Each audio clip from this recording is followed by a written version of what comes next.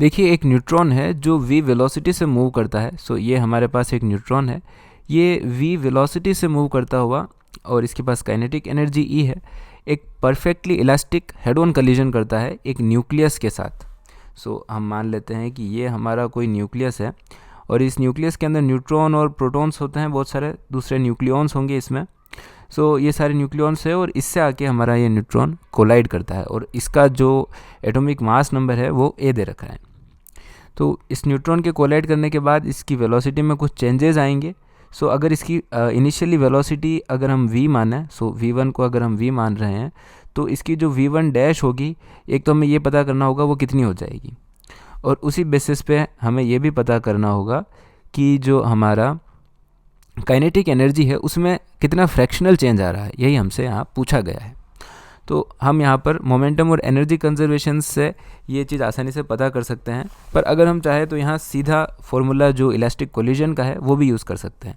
तो हम सीधा फार्मूला यूज़ करते हैं क्योंकि ये फार्मूला हमारा कई बार समय बचा लेता है क्वेश्चंस में। सो v1 डैश जो है वो m1 minus m2 divided by m1 plus m2 multiplied by v1 plus 2m2 divided by m1 plus m2 multiplied by v2, ये हमारा फॉर्मूला है वेलोसिटी आफ्टर द कोलिजन का। सो इस फर्स्ट ऑब्जेक्ट की वेलोसिटी आफ्टर द कोलिजन जो है हम इस फॉर्मूले से निकाल लेंगे। यहाँ पर v2 0 हो जाए क्योंकि जो हमारा न्यूक्लियस है इनिशियली ये रुका हुआ था, इसकी कोई वेलोसिटी नहीं थी, एट रेस्ट था ये।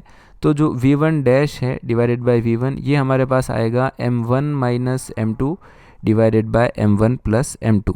अब यहाँ पर अगर हम m1 ऊपर कॉमन ले लेते हैं तो हमें मिलेगा 1 minus m2 divided by m1 और नीचे भी होगा 1 plus m2 divided by m1। अब हम इस m2 डिवाइडेड बाय m1 पर विचार करते हैं। m2 का मतलब इस पूरे का मास, अगर हम इस पूरे के मास में एक न्यूक्लियन के मास से डिवाइड करें, m1 इस न्यूट्रॉन का मास है या किसी एक न्यूक्लियन का मास कहें, तो हमारे अंदर कितने नंबर ऑफ न्यूक्लियंस है वो आ जाएगा और उसी को हम a कहते हैं। सो यहाँ हमारे पास होगा, ये कैंसिल हो जाएंगे, तो v1 dash divided by v1 जो है ये हमारे पास आएगा 1 minus a upon 1 plus a। फिर हमें फ्रैक्शनल काइनेटिक एनर्जीज बतानी है। सो काइनेटिक एनर्जीज जो है half M v1 squared divided by half m1 v1 square, ऊपर v1 डैश है।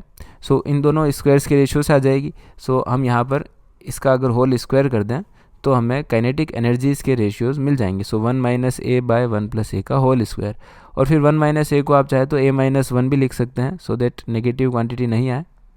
सो ये जो होगा हमारा आंसर हो जाना चाहिए। सो इसमें हमारा ऑप्शन सेकेंड, ऑप्शन फर्स्ट जो है वो करेक्ट ऑप्शन होना चाहिए।